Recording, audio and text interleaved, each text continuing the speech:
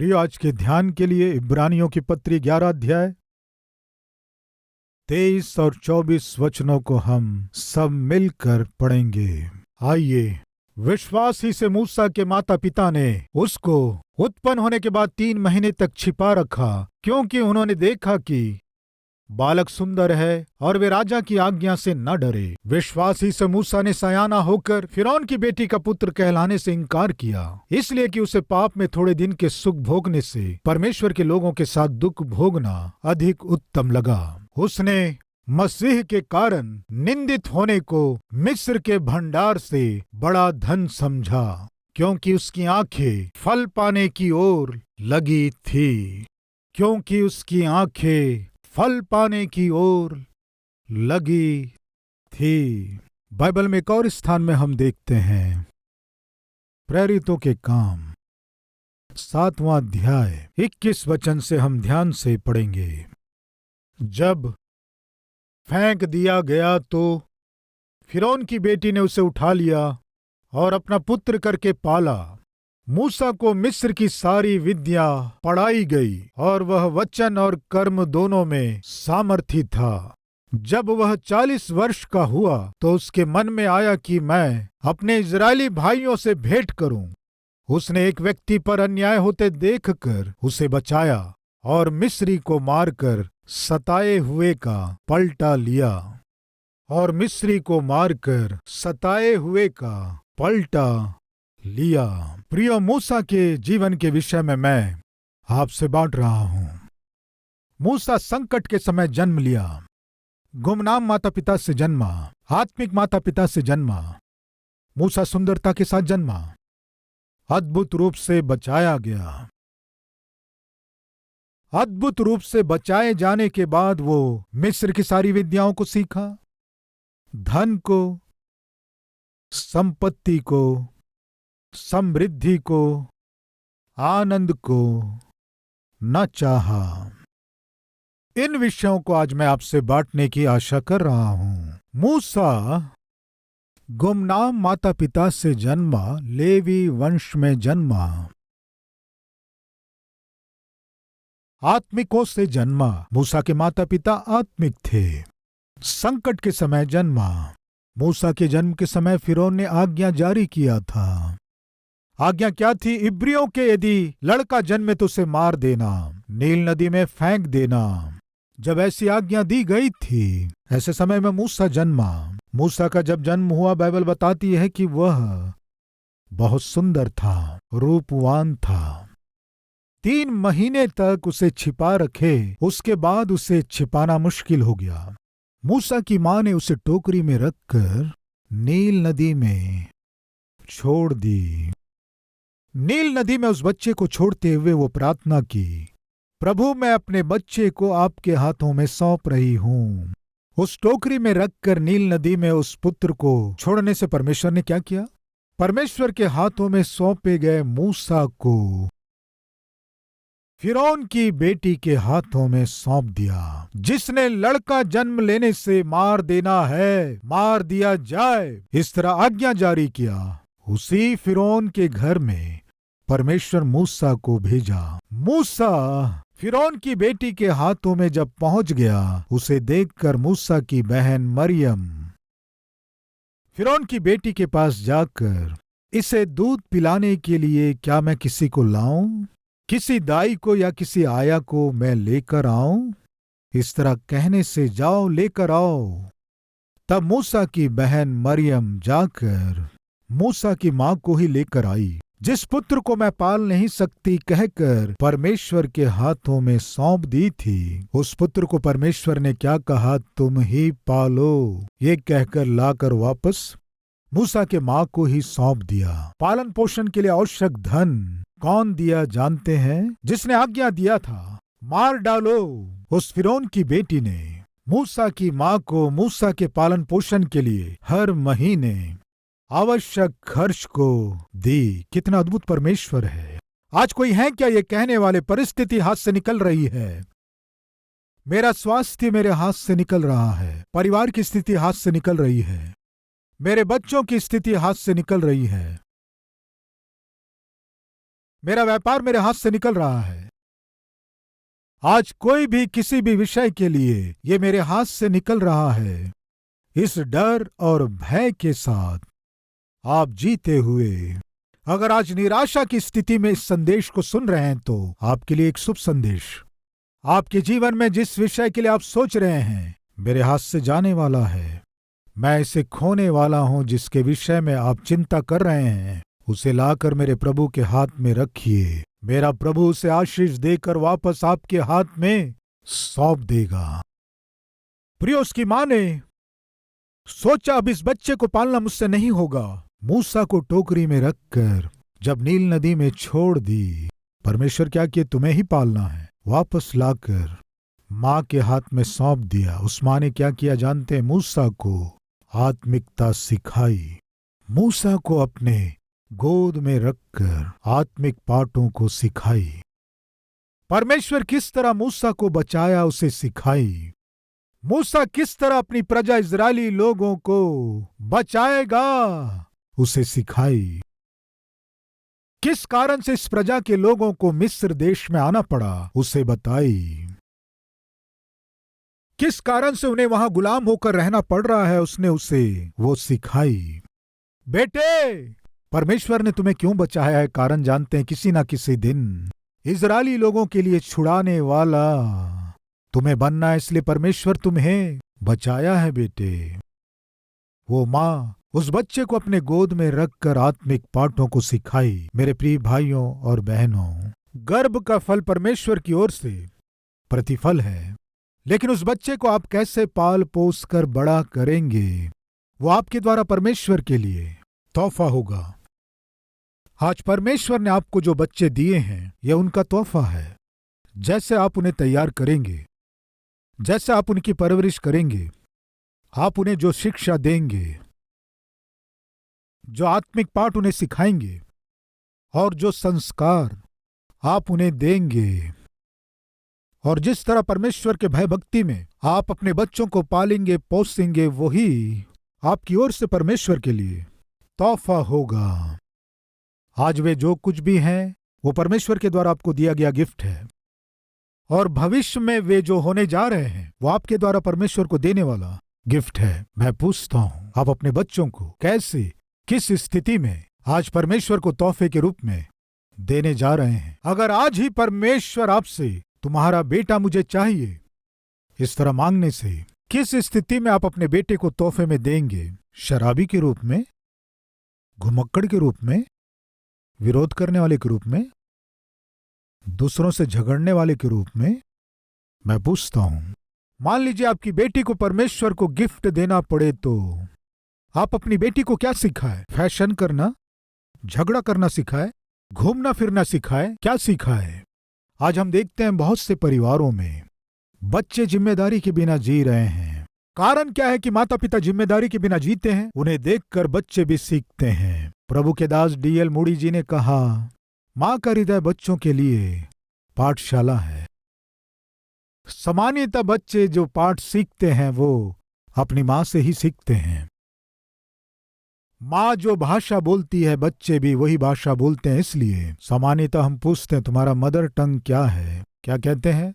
मातृभाषा क्या है कहते हैं। पितृभाषा नहीं बोलते हैं, क्योंकि बच्चे मां की भाषा बोलते हैं। मान लीजिए मां तेलुगु है और पिता तमिल है। तेलुगु स्त्री से मान लीजिए तमिल व्यक्ति ने विवाह किया, बेटा क्या भाषा सीखेगा बताइए? तेलुगु सीखेगा या तमिल सीखेगा? क्या कहते हैं आप? तेलुगु ही सीखेगा। क्यों जानते हैं? वो सबसे पहले अपनी मां की बातें सुनता है, वो सबसे पहले अपनी मां को देखता है, सबसे पहले वो क्या बुलाता है? मां। मरते तक मां कहता है। एक व्यक्ति 60, 70, 80 साल का भी क्यों ना हो, जब उसे कोई चोट लगने से क्या कहता है? ओ मां कहता है। क्यों जानते हैं? वो मां ही है जो बुलाने से हर बार तुरंत प्रकट हो जाती है। मां परमेश्वर की ओर से दी गई अद्भुत तोहफा है। इस विषय को मत भूलना। इसलिए प्रिय भाइयों और बहनों, आपके बच्चों को बालकपन से ही वचन में बढ़ाना आपकी जिम्मेदारी है। इससे आशीष मिलती है, ना भूलें। बचपन से ही उस बालक को जो पाठ सीखना था उस माँ ने उसे सिखाया। उसके बाद उस बच्चे को ले जाकर फिरौन की बेटी को दे दी। प्रियो, मूसा फिरौन की बेटी के पास 40 वर्ष तक रहकर बढ़ता गया। इतिहासकार जोसेफस ने क्या कहा जानते हैं? फिरौन के पुत्र नहीं थे, फिरौन की बेटी के भी बच्चे नहीं थे, इसीलिए फिरौन का कोई बेटा नहीं था और फिरौन की बेटी के बच्चे नहीं थे। ऐसे समय में एक सुंदर बालक उन्हें मिल जाने से उनके आनंद की कोई सीमा नहीं रही। उस बालक का नाम मूसा रखा गया। कौन रखा जानते हैं? मूसा का नाम फिरौन की बेटी ने रखा था और उसे अपने ही घर में पाली पोसी और मूसा को राजकुमार के रूप में पाली पोसी। एक राजकुमार के रूप में उस राज्य में जितने भी बहुमूल्य विद्याएं थीं वो सब सिखाई, सारे विद्याओं को सिखाई। मूसा फिरौन का नाती कहलाया। मूसा फिरौन के बेटी के पुत्र के रूप में पाला पोसा गया। एक बार सावधानी से मूसा के जीवन के विषय में सोचिए। टीन एज में फिरौन के नाती के रूप में पाला पोसा गया, टीन एज में फिरौन की बेटी के रूप में पाला पोसा गया। आज टीन एज में जो भाई बहन है, ध्यान दीजिए, आज कितने ऐसे लड़के और लड़कियां 13 साल की उम्र में क्या वे अपनी माता पिता का आज्ञा मानते हैं? 15 साल के होने के बाद माँ की बात मानते हैं क्या? पिता की बात मानते हैं क्या? 15 साल क्या ब्रदर, हमारा बेटा 7 साल का ही है, फिर भी वो बात नहीं मानता है। आज बच्चे बात नहीं मानते हैं, अधीन नहीं होते हैं, विरोध करते हैं, मन मर्जी से व्यवहार करते हैं। मैं फिर से कह रहा हूं, छोटे बच्चे जब इस तरह का व्यवहार करते हैं तो इसमें कुछ न कुछ उनके माता पिता का हाथ है। वे जो देखते हैं उसे ही करने की कोशिश करते हैं। परमेश्वर के दास पौलुस तीमुथियुस से बोले, तीमुथियुस, कितना महान विश्वास है तुम्हारा। असली में तुम्हारे विश्वास के विषय में, तुम्हारे आत्मिकता के विषय में, तुम जो आंसुओं के साथ प्रार्थना करते हो उनके विषय में मैं जब भी स्मरण करता हूं तो बहुत आनंदित होता हूं। तीमुथियुस, तुम बहुत आत्मिक हो, तुम निष्कलंक व्यक्ति हो, तुम्हारा विश्वास निष्कपट है। तुम्हारी प्रार्थना, तुम्हारे आंसू जब जब मेरे मन में आते हैं तब मुझे कौन स्मरण आते हैं जानते हो तीमुथियुस? ये कहकर पौलुस किसका नाम लिया जानते? आइए देखें तीमुथियुस में इतनी आत्मिकता कहां से आई। तीमुथियुस पौलुस का अति प्रिय आत्मिक पुत्र क्यों है? पौलुस अपनी मृत्यु से पहले अपनी आखिरी पत्री किसे लिखा जानते हैं? तीमुथियुस को लिखे। उनके मन में, हृदय में जो कुछ था सब मरने से पहले किसे बताना है आशा किए जानते हैं आप? तीमुथियुस को बताना है। सोचे क्यों जानते हैं? पौलुस के हृदय में परमेश्वर के लिए पूरा स्थान था और साथ ही साथ अपने आत्मिक पुत्र तीमुथियुस से भी पौलुस प्रेम करते थे। दूसरा तीमुथियुस पहले अध्याय उसके 3 वचन से पढ़ रहा हूं। जिस परमेश्वर की सेवा मैं अपने बाप दादाओं की रीति पर शुद्ध विवेक से करता हूं, उसका धन्यवाद हो कि मैं अपनी प्रार्थनाओं में तुझे लगातार स्मरण करता हूं और तेरे आंसुओं की सुधि कर करके रात दिन तुझसे भेंट करने की लालसा रखता हूं कि आनंद से भर जाऊं। मुझे तेरे उस निष्कपट विश्वास की सुधि आती है, मुझे तेरे उस निष्कपट विश्वास की सुधि आती है। तुम्हारा विश्वास निष्कपट है, तुम्हारे आंसू अद्भुत हैं और तेरे आंसुओं की सुधि कर करके रात दिन तुझसे भेंट करने की लालसा रखता हूं कि आनंद से भर जाऊं। रात दिन लालसा करता हूं। तीमुथियुस, इतनी अद्भुत आत्मिकता, ऐसा निष्कपट विश्वास असली में तुम में कहां से आया जानते हो तीमुथियुस? एक बार तुम्हें स्मरण दिलाता हूं। ये कहते हुए पौलुस तीमुथियुस को स्मरण दिला रहा है, तुम्हारी आत्मिकता, तुम्हारा निष्कपट विश्वास असली में वो तुम में कहां से आया जानते हो? उसके बाद कहता है, क्या कहता है? वो विश्वास जो पहले तेरी नानी लोइस और तेरी माता यूनिके में था और मुझे निश्चय है कि तुझ में भी है, और मुझे निश्चय है कि तुझ में भी है। तीमुथियुस, आज जो विश्वास तुम में है, एक समय में किन में देखा जानते हैं? तेरी माता में। तुम्हारी माँ में जो विश्वास था वही मैं आज तुम में देख रहा हूं। तुम्हारी माँ में जो विश्वास मैंने देखा वो तुम्हारी नानी में देखा। समझ में आ रहा है? जो आत्मिकता तुम्हारी माँ में है तुम में देख रहा हूं। तुम्हारी माँ में जो विश्वास था तुम में देख रहा हूं। प्रिय माताओं, आप में जो विश्वास है वही आपके बच्चों में आएगा। पिताओं, जो आप में है वो आत्मिकता आपके बच्चों में दिखाई देगा। इस विषय को ना भूलें, प्रभु में विनती कर रहा हूं। आज आपके बच्चों को अगर परमेश्वर को तोहफे में देना पड़े तो उन्हें तोहफे में कैसे देंगे? उस दिन मूसा की माँ अपने पुत्र को फिरौन की बेटी को जब दी, एक आत्मिक के रूप में दी, आत्मिक मूल्यों के साथ उसे पाल पोस कर पुत्र को फिरौन की बेटी के हाथ में सौंपी। मूसा आत्मिक मूल्यों के साथ पाला पोसा गया था, इसलिए विश्वास के मूल्यों के साथ पाला पोसा गया था। इसलिए मूसा उसके बाद टीनेज में राजभवन में जब पाला पोसा जा रहा था, समय को व्यर्थ नहीं किया, जवानी को बर्बाद नहीं किया, सारी विद्याओं को सीखा, मिस्र देश की सारी विद्याओं को सीखा। नॉलेज इज पावर, फिर से याद दिला रहा हूं, ज्ञान में बहुत ही शक्ति होती है। प्रिय जवान बच्चों, आपको जो सीखना है उसे सीखिए। वैसे ही माता पिताओं, आप जो सिखा सकते हैं अपने बच्चों को सिखाने की कोशिश करें। समय को व्यर्थ ना करें, समय को बर्बाद ना करें। क्यों जानते हैं? आपका ज्ञान ही, आप जो सीख रहे हैं बहुमूल्य विद्याएं, आने वाले दिनों में आपके लिए सहारा बनेंगे। मूल्यों से भरे हुए विद्याएं, विवेक से भरा हुआ ज्ञान आपको उत्तम स्थिति में ले जाएंगे। आपके हाथ में जो है और आपने जो सीखा है उसे परमेश्वर आने वाले दिनों में अपने सेवा के लिए उपयोग करेंगे। इस विषय को ना भूलें।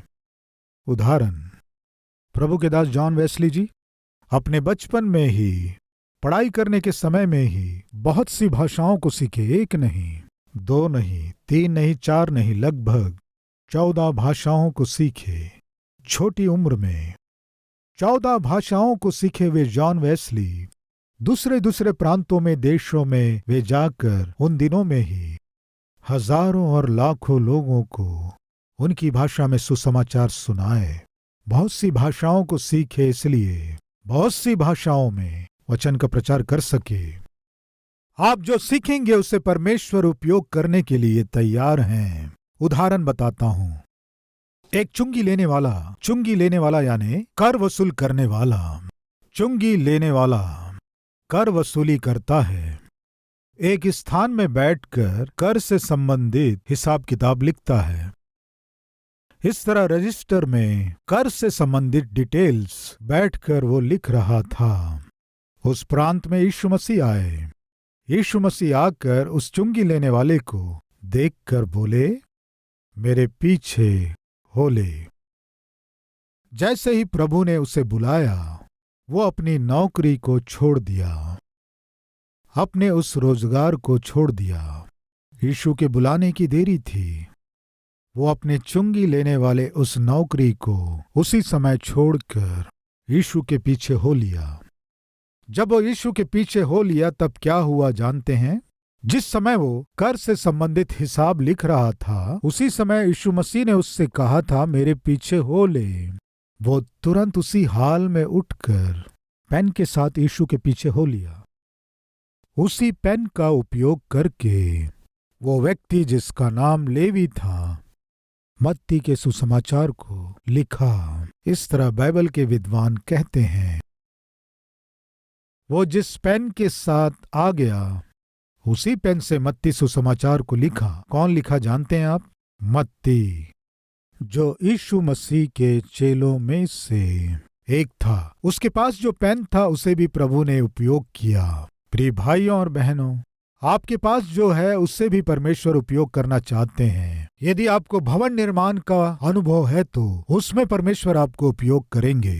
यदि आपको काउंसलिंग फील्ड में अनुभव है समझो, काउंसलर के रूप में परमेश्वर आपको उपयोग करना चाहते हैं। यदि आपको मेडिकल फील्ड में अनुभव है तो परमेश्वर आपको एक डॉक्टर के रूप में उपयोग करना चाहते हैं। आप जिस विद्या को पाए हैं, आप में जो अनुभव है, उसे परमेश्वर अपने लिए उपयोग करना चाहते हैं। प्रिय, इस सत्य को ना भूलें।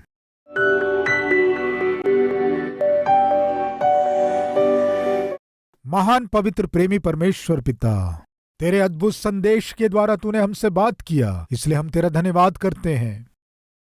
हम जो भी काम करें दूसरों से अच्छा करना है, दूसरों से अधिक निपुणता के साथ करना है। जो काम हमें सौंपा गया शक्ति से बढ़कर बुद्धिमानी से करना है, ऐसा अनुग्रह हम सब पर कीजिए। निपुणता को प्रदान कीजिए, जिसके फल स्वरूप हम आपके नाम की महिमा कर सके। सहायता कीजिए, हम जो सीखेंगे उन्हें आपकी महिमा के लिए उपयोग करेंगे। ये सत्य है, इसलिए हम आलसी ना होकर, पेटू ना होकर, हम परिश्रम करते हुए सीखने के समय हम सीख सकें। सहायता कीजिए। और वैसे ही जिन्हें हमें छोड़ना है, उन्हें छोड़ पाने की आत्मिकता हमें दीजिए। मूसा अपने धन संपत्ति, पदवी और अधिकार को और आनंद को छोड़ दिया पिता, लेकिन हम तो छोटे छोटे विषयों को ही छोड़ नहीं पा रहे हैं। नाशवान चीजों को ही हम छोड़ नहीं पा रहे हैं। क्षमा कर पिता, क्षमा कर पिता।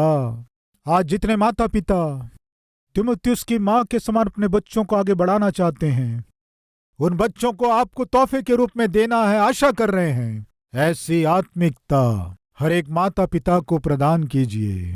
मूसा की मां ने आत्मिक व्यक्ति के रूप में मूसा को आपको सौंपी, तीमुथियुस को आत्मिक व्यक्ति के रूप में उसकी मां ने आपको दिया। ऐसा अनुग्रह इस संदेश को सुनने वाले हर एक माता पिता को दीजिए। हर एक जवान बच्चे अपने जवानी को बर्बाद ना करके आपको ग्रहण योग्य, आत्मिक और पवित्र जीवन जी सके सौभाग्य दीजिए। यीशु मसीह के नाम से मांगते हैं पिता, आमीन। प्रिय, अब से आप अपने जीवन से प्रभु को दिखा सके, ऐसे आत्मिक व्यक्ति के रूप में आप बढ़ सकें, मन से चाहता हूं। इस संदेश के द्वारा आपने आशीष पाया है तो लाइक कीजिए और बहुतों को शेयर कीजिए। और उतना ही नहीं, एक कमेंट कीजिए, उसे मैं पढ़ूंगा, प्रभु की महिमा करूंगा। फिर मिलेंगे, तब तक के लिए शलोम।